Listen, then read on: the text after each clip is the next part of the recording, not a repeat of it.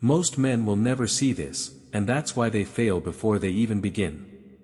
You think validation is kindness. You think attention is love. But the truth? Every compliment you give her, every approving glance, every "you're amazing" text is not affection, it's chemical leverage, a trigger her nervous system craves like a drug. And like any addiction, predictability kills the high. Praise her constantly, and she stops feeling it. Chase approval, and you vanish. Scarcity fuels desire. Mystery commands it. Imagine giving just enough attention to light a fire, but never enough to make her feel safe, never enough to make her certain. Let her chase without knowing why. Let her heart race without seeing the map. Most men fail because they hand her certainty on a silver platter, yet desire lives in tension, in the unknown, in the spark of unpredictability she can't name but feels deep in her bones. And when you combine this with the primal law no one talks about, the silent pull of female competition, her attraction transforms. She sees other women notice you, and suddenly, you are no longer a man she evaluates. You are the man she wants. The one she must earn. The one she cannot stop thinking about.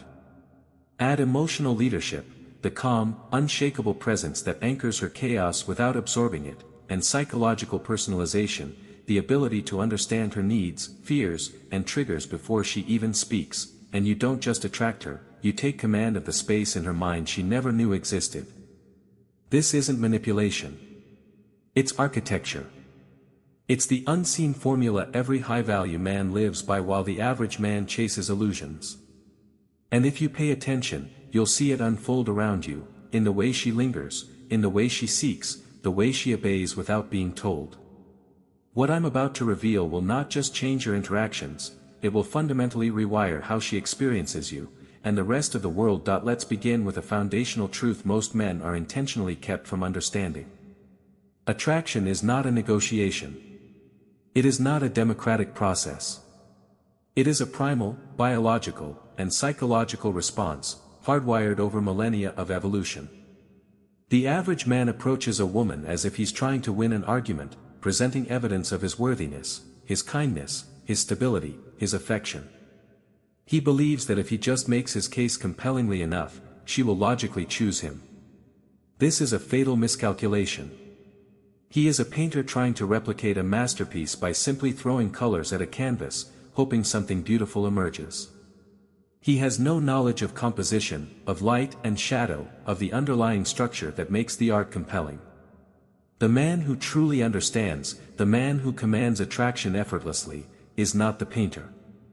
He is the architect. He doesn't just see the surface, he understands the blueprint of the human psyche. He knows that desire is not built on logic, but on tension. Not on safety, but on suspense. Not on what is given, but on what is withheld. What follows are the immutable laws of this architecture, the primal codes that govern the magnetic pull between a man and a woman. Master them, and you cease to be a participant in the game of attraction. You become the game itself, the first primal law, the gravity of scarcity. This law governs the dual forces of validation and uncertainty, two sides of the same powerful coin. The average man treats validation like an infinite resource.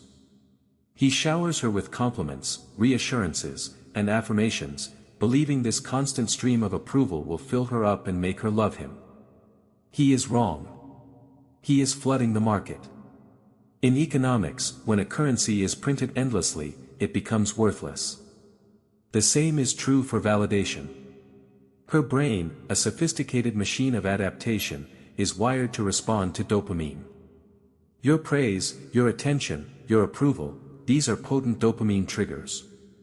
The first time you tell her she's the most incredible woman you've ever met, her brain floods with this chemical reward. It feels exhilarating. The 10th time, it's pleasant. The 100th time, it is background noise, as noticeable as the hum of a refrigerator. Her tolerance has built up, and now, to feel that same high, she would need an ever-increasing dose of validation that you simply cannot provide. You have made yourself predictable, and in the neurochemistry of desire, predictability is the antidote to arousal. The architect, however, understands that validation is a currency, and its value is derived directly from its scarcity. He does not give it away freely. He makes it earned. His praise is not a constant downpour, it is a sudden, refreshing rain after a long drought, and because of its rarity, it nourishes her to her core. This leads us to the other side of the coin, uncertainty. A woman may say she wants a man who is reliable, consistent, and safe. And on a conscious level, she may even believe it. She seeks a partner who can provide for her, protect her, and be a stable force in her life. This is the logic of survival. But the logic of desire operates on a completely different, and far more ancient, set of principles. Her nervous system is not aroused by safety, it is ignited by tension. It is the subtle, gnawing question of, what if, that keeps her mind engaged. This is the psychological phenomenon known as the Zeigarnik effect, which posits that the human mind has a powerful, obsessive need for closure.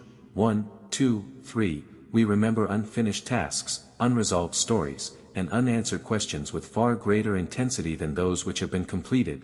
2, 4, when you are completely predictable, when she knows you will text back in 3 minutes, when she knows you will always be available, when you lay out your entire life story on the first date, you are a finished book. She has read you, understood you, and placed you on the shelf. There is no cognitive tension, no unresolved loop keeping you active in her mind. 1. The architect creates these open loops, not through dishonest games, but through genuine substance and discipline. He doesn't play hard to get, he is hard to get, because his life is filled with purpose and mission that extends beyond her. He practices what can be called emotional intermittency. It is an advanced application of the 70-30 rule. It isn't just about being present 70% of the time and withdrawn 30% of the time. It's about making the pattern of that presence and withdrawal impossible to predict. It is the same psychological principle that makes slot machines in a casino so utterly addictive, the variable reward schedule. If a machine paid out every single time, it would be boring. If it never paid out, people would walk away.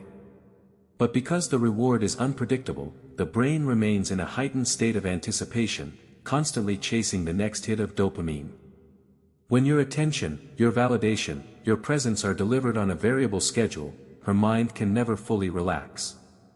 She can never place you in a box. You remain an unfinished story, a question she must answer, and her mind, by its very nature, will obsess over solving you. The second primal law, the echo of preselection. This law is perhaps the most deeply ingrained and viscerally powerful, yet it is the one most vehemently denied in modern discourse. Understand this, a woman's attraction to a man is not formed in a vacuum. It is profoundly, inescapably influenced by the perceived desire of other women. This isn't a matter of conscious thought or social conditioning, it's a piece of evolutionary software running in the deepest parts of her brain. 5, 6, for hundreds of thousands of years, choosing a mate was the most critical decision a woman could make. 5, a poor choice could mean not just unhappiness, but death for herself and her offspring. How could she quickly and efficiently assess a man's value, his genetic fitness, his ability to provide, his social status? One of the most reliable shortcuts was to observe which men other women already desired. If other females in the tribe wanted him, he had already been vetted. He possessed qualities, seen or unseen, that made him a high-value mate. This is called mate choice copying, and it is a powerful force in the animal kingdom, from fish to birds to primates, and it is profoundly active in humans. 7. When she sees other women laugh at your jokes, seek your opinion, or even just subtly orbit your presence, her perception of you fundamentally transforms. You are no longer just a man she is evaluating on your own merits. Your value has been socially proven. 7. You have been pre-selected. The average man misunderstands this principle entirely. He either becomes jealous and possessive, trying to isolate her from any perceived competition, which signals immense insecurity and lowers his value. Or, he tries to crudely engineer jealousy by overtly flirting with other women in front of her, an amateurish and transparent tactic that creates drama, not genuine desire. The architect never stoops to such levels. His social proof is not a tactic, it is an authentic byproduct of his life. He cultivates a life of purpose, charisma, and social intelligence that naturally draws people, both men and women, to him.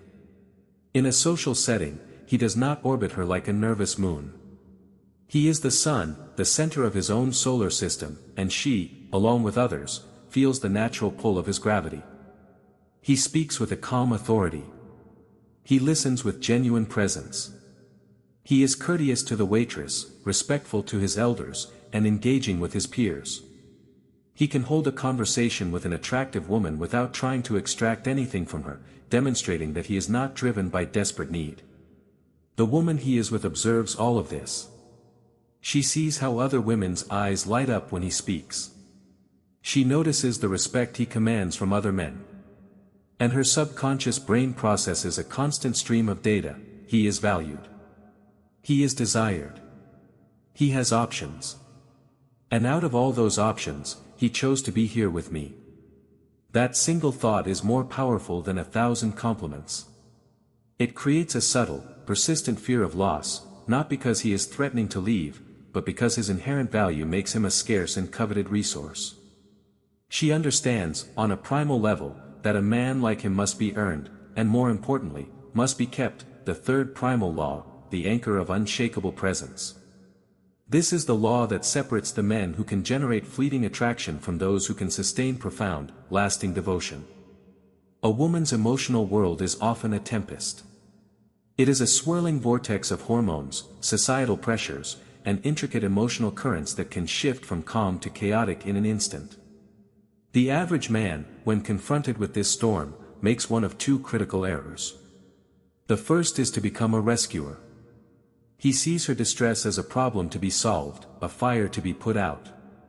He rushes in with solutions, advice, and logical arguments, trying to fix her feelings. He fails to understand that her storm is not a request for a solution, it is a test of his stability. 8, 9, 10, she doesn't need a handyman for her heart, she needs a lighthouse. The second error is to mirror her chaos. Her anxiety makes him anxious. Her anger makes him defensive. Her fear makes him panic. He is swept up in her storm, becoming another piece of debris tossed about by the waves. In doing so, he proves that he cannot be her anchor, because he himself is adrift. He becomes not her man, but just another emotional burden she must manage. The architect embodies emotional leadership. 8, 9, 11, he is the lighthouse in her storm. The storm may rage, the waves may crash against him, but he remains unmoved, his light unwavering. 12, his emotional state is not contingent on hers. This is not detachment or coldness, it is the epitome of masculine strength. 12, it is the ability to hold frame. When she comes to him in a state of emotional turmoil, he does not absorb her chaos. He creates a container for it. He listens, not with the intent to reply, but with the intent to understand. He validates her feeling without necessarily validating the story that created it. Instead of saying, "You shouldn't be so upset about that," which invalidates her, he says, "I understand why that would feel frustrating. Tell me more." He holds space for her emotions, allowing them to exist without judgment and without threatening his own inner peace. This is one of the rarest and most attractive gifts a man can offer a woman. It communicates, on a profound level, that he is strong enough to handle all of her, not just the smiling, agreeable parts, but the raw, chaotic, and vulnerable parts as well. By being her emotional North Star, the one fixed point in her spinning world, he becomes indispensable. She develops a deep, instinctual trust in him, a feeling of safety that is not boring or predictable, but deeply reassuring. She feels that with him, she can weather any storm, because he is the harbor. This unshakable presence is the foundation upon which obsession is built, because in a world of emotional chaos, the man who can offer true stability without losing his edge becomes the only man she can ever truly submit to, not in action, but in spirit, the final synthesis. Psychological architecture. This is not a law, but the mastery that integrates all other laws into a seamless, intuitive art form. The first three laws are the pillars of the structure, but this final understanding is the architectural genius that tailors the design to the specific landscape. The amateur treats all women as a monolith, applying the same tactics and formulas universally. He fails because he is trying to use a single key on a million different locks. The architect knows that every woman is a unique psychological ecosystem, a private history of desires, fears, wounds, and strengths. His ultimate power lies not in a set of techniques, but in profound, piercing awareness. 13. He practices psychological personalization. He observes. He listens to what is not being said. He deciphers her emotional blueprint. He identifies her dominant psychological driver. Is she a woman primarily motivated by a deep-seated need for validation, perhaps stemming from a childhood where she felt unseen? 14. If so, he understands that his praise, when given sparingly and for genuine substance, will have a seismic impact. He will not shower her with empty compliments about her beauty, but will wait for a moment of genuine intellectual brilliance or profound courage and say, "That was one of the most intelligent things I've ever heard." That single, targeted compliment will land with 1,000 times the force of endless flattery. Or perhaps she is a woman who thrives on challenge and mystery, bored by men who are too easily conquered. Her dominant gap is uncertainty. The architect will not intentionally create drama, but will ensure his life remains a compelling narrative that she is invited to witness, not to direct. He will share his victories and his vision, but never the entire map, leaving her imagination to fill in the blanks, to wonder, to chase. 1. Or maybe her primary trigger is competition. She is most drawn to what is coveted. He will not use other women to provoke her, but will allow his own high-value life to create a natural aura of desirability, making her feel that in choosing her, he has selected the rarest prize from a gallery of masterpieces. This level of perception is the ethical edge. It is not about exploiting her psychological gaps. 13. It is about understanding her so deeply, so precisely, that you can connect with her in a way no other man has. You see the wounds behind her need for validation and you help her feel truly seen, not used. You understand the past betrayals that fuel her need for certainty, and you provide an unshakable anchor of presence, even within a life of unpredictability. This is the final elevation from technician to artist. You are no longer just applying principles, you are reading the very soul of the person in front of you and building a connection that resonates with her deepest psychological structure. When this happens, you do not just attract her. You do not just create desire. You become the one man who truly understands her, and in doing so, you occupy a space in her mind that she never knew was available. It is a space of such profound connection and resonance that leaving it would feel like leaving a part of herself behind. That is not seduction. That is architecture. These are the foundational laws. They are not tricks, they are truths about human nature. The gravity of scarcity, the echo of preselection, the anchor of unshakable presence, and the mastery of psychological architecture. These are the tools that separate the men who beg for attention from the men who command it. But understand this, power without a core of integrity is a hollow shell. These principles are useless in the hands of a man with no mission, no purpose, no center. She will feel the emptiness behind the technique and she will be repulsed. The first and most important project is not her psychology, it is your own. Build your body. Build your mind. Build your empire, no matter how small. Become a man of substance first. Only then can you become the architect of desire. If what you have heard today resonates in you, if you felt a fundamental shift in your understanding, it is because you were ready for it. You are ready to move beyond the illusions fed to the masses and step into a world of profound truth and power. This is just the blueprint. The real work, the construction, begins now. Subscribe to this channel, and activate all notifications. Because in our next transmission, we move from theory to practice. We lay the first stone. You are on the verge of not just changing your interactions, but fundamentally rewiring your reality. Welcome to the beginning.